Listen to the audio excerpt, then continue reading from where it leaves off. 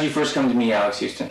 I came to meet Alex Houston in the mid-'80s when he was introduced to me because he had an idea to put a company together with the People's Republic of China, a joint venture company. And he knew I had State Department connections, and he knew that I had business background, very successful, so he elected to make me the president of the company, and we put this business together, a legitimate business manufacturing capacitor banks for the mining industry. Well, it was the Chinese that told me that Alex Houston was involved in all these nefarious acts, and they did show me hard proof. Okay, but you were approached by a Chinese intelligence officer who gave you this information. What did he tell you? The Chinese intelligence officer told me that Alex Houston was involved in child and adult pornography. He was involved in drug running, and he was involved in money laundering for the Central Intelligence Agency, and it went all the way to the White House. Now, he alluded to that woman and her child that were in Mr. Houston's charge, I think his exact words were. He didn't say they were married. He didn't say that they were related or even anything else. He said that they were Alex Houston's charges. I believe were the exact words. Okay, so you then returned to the U.S. and began to investigate the information you were given about Alex Houston. How did that process begin? After about a week, I think, of thinking about it, I went ahead and began to reconnect with some people who were still active within military intelligence. Two people I met in a restaurant in Clarksville, Tennessee, that were attached to Fort Campbell, Kentucky. They were CIA. I met with them. And these men told me, basically, that what I had heard in China was most likely true. And that they didn't personally know Alex Houston, but they knew exactly what I was talking about. And that I had, in fact, bumped into something that I couldn't do anything about. I asked them if they could please steer me in the direction of someone who could help Cathy and her daughter break free mentally of their CIA mind control existence. They told me that they would look into it, but it was too risky, in essence, that I need to look somewhere else. Why didn't I contact one of my other friends? And they had told me all they could tell me. It was at that point that I began to believe that there were plenty of good psychiatrists and psychologists, particularly the ones that have engaged in research and mind control that I knew of, like UCLA's Jolene West and others, that I thought could be of possible help in helping me get Cathy and her daughter into therapy, because my intentions were to go back to China. I had no intentions of staying in the United States. During this week period of time, I discovered that my bank accounts had been pilfered. So did you think that the action on your accounts was due to what you knew about Cathy and her daughter? At the time that my bank accounts were just suddenly disappearing, I really, the only way I could do anything was to surmise that Cathy O'Brien might be the reason that my accounts disappeared, because I knew about her. And I had inquired as to the validity of the charges that the Chinese had given me about Alex Houston and what he was doing. Okay, so now you're starting to believe that Cathy and her daughter are being kept under mind control by Alex Houston. Why didn't you just rescue them? Quite honestly, I didn't really know how to get her out of there. I didn't know how to trigger her out of her existence because I didn't know what her programs were. However, I did have one person who had worked in a capacity to where this individual did know codes, keys, and triggers.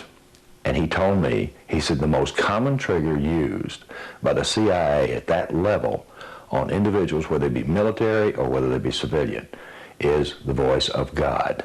And I said, what? And he said, use the voice of God. I said, what does God sound like? And he said, just call her on the telephone and tell her you're God. And I said, yeah, right. What else do I tell her?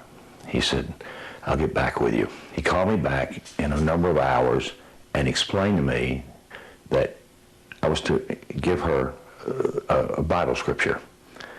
And that was Psalms 37:37. Well, I had some knowledge of the Bible. I went and looked at that Bible scripture, and it said, Mark, the perfect man. I thought, this is ludicrous. So I called her up as the voice of God, and I told her to read Psalms 37:37 and meet this man at the Burger King restaurant in Goodlettsville, Tennessee at such a time, on such a day, which was actually the following day. I went to the Burger King really not expecting to see this woman. She walks in with a plastic smile, great big eyes, and she comes in and she looks at me as though I'm from off the planet, and she said, God sent me to you. Were you able to discern from your past work that she was in a trance? There was no question.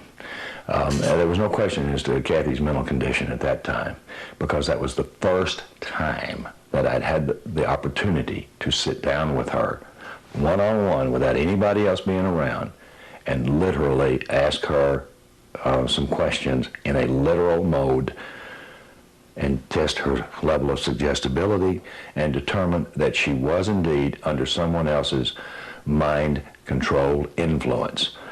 Now, who that person was, at that point in time, I did not know, other than Alex Houston. So at this point, you orchestrated an intermediary rescue of Cathy and her daughter. What was Houston's reaction? I called him up, or he called me, I'm sorry. Alex Houston called me and said, have you talked to Cathy? I said, no. I said, I really don't talk with Cathy. He said, well, she's gone.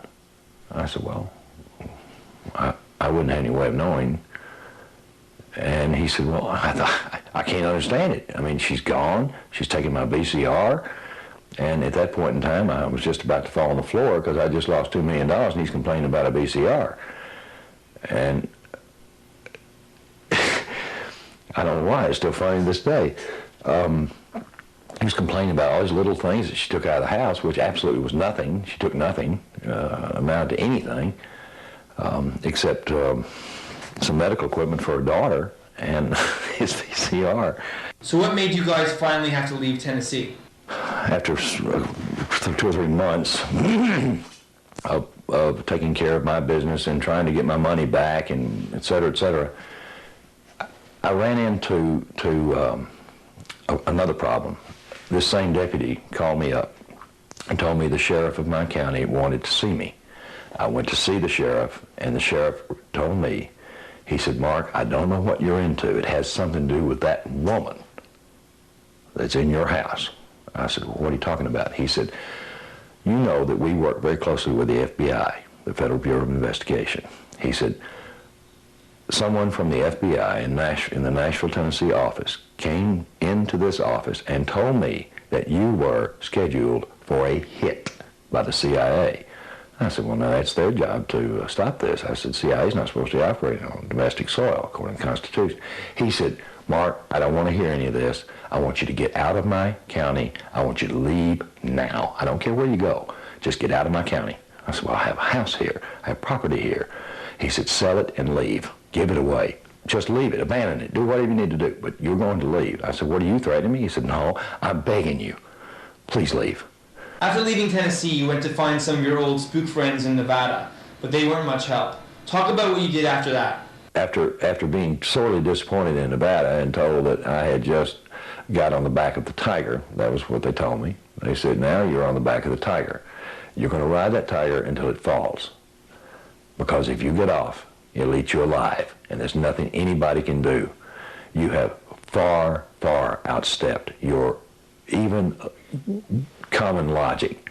I said, well, what should I do? They said, if I were you, I would go some remote place on this planet and act like you weren't ever coming back. Well, at that point in time, I came back and told Cathy, I said, I'm going to take you to the top of the world.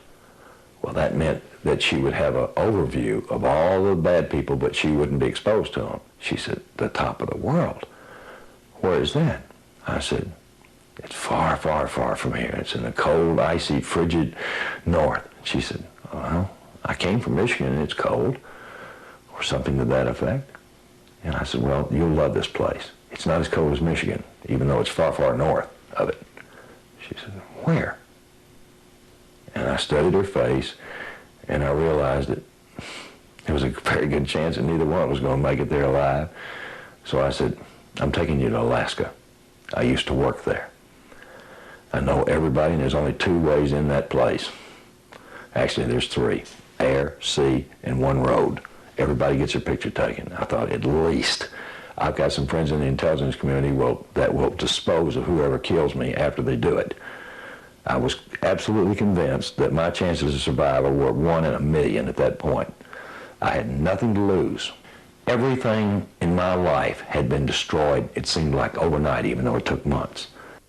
So what was the process of you deprogramming her? The process of deprogramming is really the person, you don't deprogram anybody, the person deprograms himself. You establish that they're safe, not only in reality but in their mind. You establish a trust bond between the 2 of you. In this case, it was absolute trust because she was seeing that I had lost everything, that I had been a very successful businessman before, and all of a sudden nothing. I'm driving around in a Pacer. There's any number of things that were, obvious to even somebody in her condition. So it took about 9 months of her writing out her memories, and then me taking those memories, holding them 3 weeks, letting her look at them, and if she remembered them, fine. If she didn't remember them, actually I tossed them in the trash, because in retrospect I did the right thing. Okay, before we get any further, I just want you to explain the whole concept of harmonics and how Cathy was programmed using tones and then what you call triggers. Everything on this planet vibrates at a different rate. Absolutely everything, even on a cellular level. What we're looking at here is the effect of changing that vibration at the brainstem. And once that's done, once that's understood, which is clearly understood now, we can begin to understand how to control the mind of an individual externally by simply changing the vibration at the brainstem. Unfortunately, this is a very dangerous science because the brainstem can be damaged by combinations of harmonics. Cathy related to it as harmonic hell. And it was the sound, she claimed, of 2 rusty ships rubbing and scrubbing in the night. Well, I know this is, when she described it, it was one of those things she could not possibly have known, because I was sworn to secrecy not to ever divulge that information, even though it was just describing a tone. Well, every word that you and I are saying is a combination of tones. And if we learn how to control the modulation of those tones, we can actually affect someone's subconscious. And this has been known since the 40s. In the case of Cathy O'Brien, how would they create triggers in her memory that would then help them in some form of either sexual or espionage endeavor? Well, quite easily, because you must remember that someone like Cathy O'Brien, or anyone who's exposed to repetitious trauma prior to age 5, has an extraordinary high suggestibility level. They're very literal. Like she was telling me that she went into a place in the back of the White House that it said, "Serve us entranced." And I'm going, that's absurd in my own mind, but I'm not saying anything to her. And then all of a sudden, while sitting and going over my notes far away from her, I write it out and it says service entrance.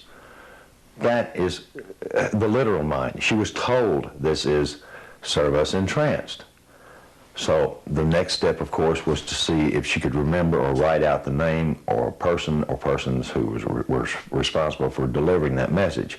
Because what that actually did act as a trigger, because she had been pre-programmed with the word entranced and serve us, okay?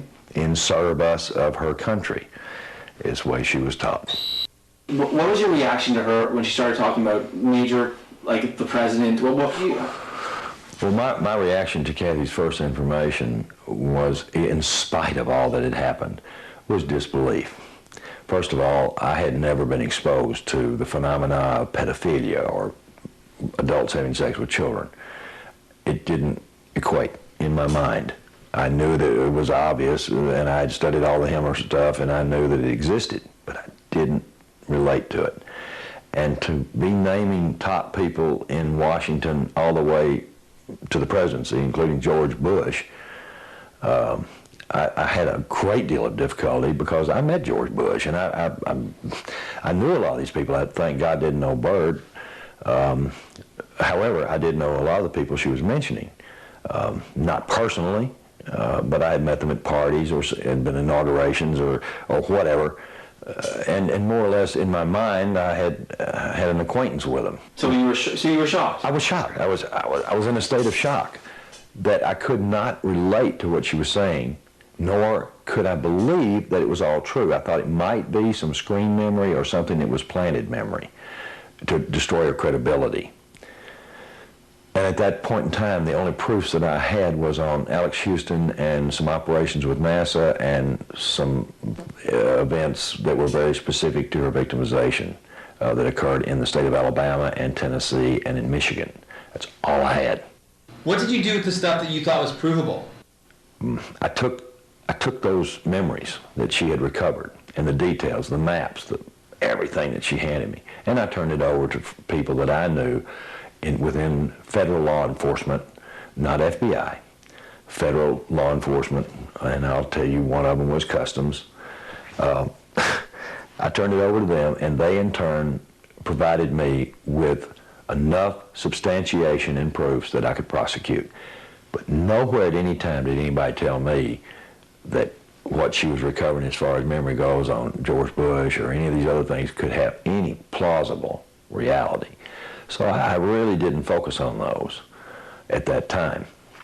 It wasn't until after we got back that I had an opportunity to reconnect with some of my former associates and people within the intelligence community and validate the fact that some of these people are engaged in those atrocious things. Now, where was Kelly at this point? While we were in Alaska and Kelly was safe, she started beginning to have memory flashes, and she went into respiratory failure. So we took her to Humana Hospital, and the diagnosis there, they could not find any biological reason for her respiratory failure. So they brought in a psychiatrist. The psychiatrist was state appointed. The psychiatrist had seen many mind control cases because of the Air Force Base up there and because of, espionage being launched out of Anchorage in that area for years. When this doctor, Patrick was her name, a psychiatrist for the state, evaluated Kelly, she wrote in Kelly's medical documents, as published in the book, that Kelly was a victim of mind control. That was the first time anyone had validated that on paper that was not connected to us or anybody that I knew. And she reported in that, further reported in that medical statement that Cathy had been a victim and that she was in the process of recovering from a dissociative identity disorder. Now, Cathy had never been officially diagnosed, because if she'd been officially diagnosed at that point in time, she could never have appeared in court. So I never allowed her to have official diagnosis. It was a safety factor, a legal thing. So now what happened with Kelly? Well, Kelly went into the hospital and she never came out. Just to go back for a minute, Kelly was suffering from respiratory failure due to her programming. Can you just explain how it was used to keep her away from Cathy? The programming, again, was, the same as Cathy's, except Cathy's was digestive, Kelly's was respiratory. And respiratory is the most common programming used to kill spies who are captured. So how did the programming play out with Kelly? How did they use it against Kelly? Kelly went into what is known as an asthmatic attack. She doesn't actually have asthma, but she would go into a complete asthmatic attack, turn blue, stop breathing, and she'd have to be rushed into the hospital after just a few minutes in her mother's company. So it became so horrible for Cathy, because she loves her daughter and she wanted to help her and she wanted to give her comfort, because her daughter had already been through hell all her life, and then now she's being raised in an institution. Not even one institution. She's been bounced around all over the place. Explain what happened when you guys returned to Tennessee and tried to regain custody of Kelly. So the state of Tennessee, when they took custody of Kelly, when she'd been transferred from the Kentucky facility, we began to fight our case. And when we brought our evidences into the court, Cathy was charged $2 million in child support. this was quite a surprise, but not a surprise. We knew that they were going to use this to keep Cathy away from her daughter because they knew Cathy would have to flee. She couldn't have to pay $2 million or go to jail. Well, the district attorney happened to be someone of extraordinary ethics for that particular court. And he stood up and he said, Your Honor, you're violating every law that I know of. And the judge said in open court, laws do not apply in this case for reasons of national security. He said it in front of court watchers. He said it in front of about 8 or 9 lawyers, in addition to people that, who knows who they were. They were sitting in the courtroom. And what's the significance of... The significance of it is simply this. That judge, in essence, saved our lives because he absolutely said publicly that the United States government was responsible for covering up this case. And even though he didn't have to state why, and we weren't allowed to present our evidences, we knew at that point in time that we could not prosecute our case in any state, federal, criminal or civil court. The 1947 National Security Act I had worked under for years. I knew exactly every tenant in it. So I told Cathy, when she was crying and crying, when she left the courtroom, she said, there is no justice. I said, you just got the greatest form of justice that I know of. And I'm still, my ears are ringing with what that judge said. How do you define justice in this case? Has it been granted, and what are you guys going for? The only justice that Cathy and I have been able to see is our ability to exercise our First Amendment rights. Since that judge invoked the National Security Act in open court, it allowed us to self-publish our book, which was in essence not even a book, and I still don't call it a book. It's a documentary of what happened to Cathy that we can prove, and what happened to Kelly that we can prove, and what happened to me after I rescued him. Have people outside of your circle of friends been given copies of the book? Every person in Washington, we sent over 1,100 certified mailings well before the book was ever published of the contents in Transformation of America. That was done over a 2-year period of time, a 3-year period of time, from 91 to 94. In 95, we thought we were going to be able to address the House Intelligence Select Committee on Intelligence Oversight. It was in April of 95 when we were turned down the last time. Our lawyer, who's a federal lawyer, advised us on good advice to take that portion of the documentation that we had, which was quite extensive, and we actually sent to Washington to well over 1,000 people in both houses of Congress, within the Pentagon.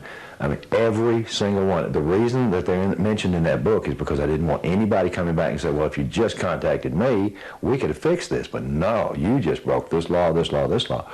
I said, Cathy, we're not going to leave any stone unturned. So we sent them out.